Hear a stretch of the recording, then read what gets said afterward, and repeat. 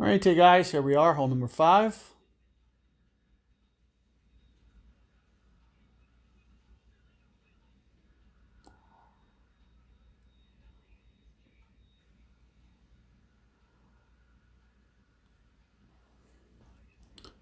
So one of the things that we're going to try to do here, I did it last time. I showed you guys kind of how to lay up this way. It's going to be real tough to thread that with this ball. Let's see if he can do it. I have a feeling that it's not going to quite carry far enough. If it does, it's barely. I mean, it is so barely. Let's just see what this looks like. And sure enough, just short. So maybe possible in theory. It's going to, be kind of touch and go. Not something that I'd recommend. That's a power 5 ball. Pretty much maxed out.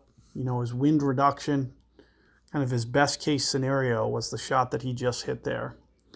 So what I'm going to do is maybe back off of top spin here just a little bit. Maybe more towards max Epoch 5.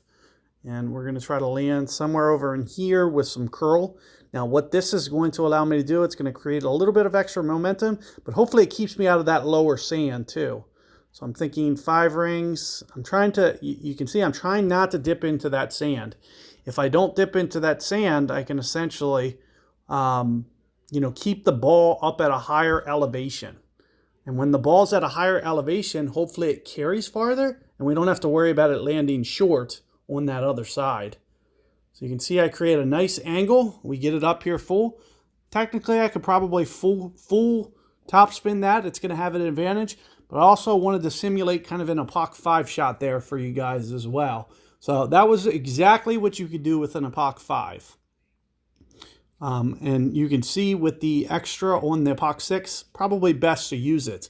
The more that I actually get that lengthwise, as long as I don't block it to the left and run through to the rough, I'm going to create this nice straight wind arrow. I'm going to have kind of a tilted one because I kept the ball a little bit shorter. So those guys with Epoch 5, they're going to have kind of a little bit more side wind.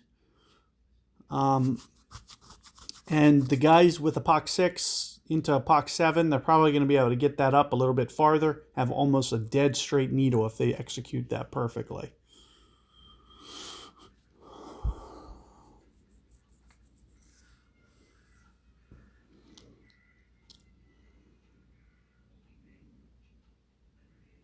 Another option you technically have is you can try to force the issue and try to maybe just get that to carry onto that fairway. You can see how close it is. And if you do that perfect, you'd probably be up by the green if it did, in fact, go perfect. Now, I have a couple of options here. I can go for a dunk. Straight into the wind, it's not my favorite shot type. I definitely want to stay away from the fairway. So we are going to go green bound, which means that we're going to go backspin thorn. I find this to be just a little bit safer shot. It's going to be tough to make, but we'll try to do what we can do. Keep in mind that this ball guide is going to collapse down, so that's the reason that you see me setting up so long. Additionally to this, I'm thinking 3.5-ish per ring. Maybe just a hair more than 3 rings here. Ah, you got to be kidding me. I called a great ball. But you can see, very makeable. Make sure that you are extending that ball guide past the hole like I did. Also tilt it to the side like I did. You can see I used a little bit of left spin. What that's going to do is it's going to accentuate that you missed the pin. You really need to bend it around the pin, making sure that you don't go through the pin, and then bringing it back with straight backspin. You need to kind of bring it in at an angle so when it starts coming back, it doesn't run into the pin.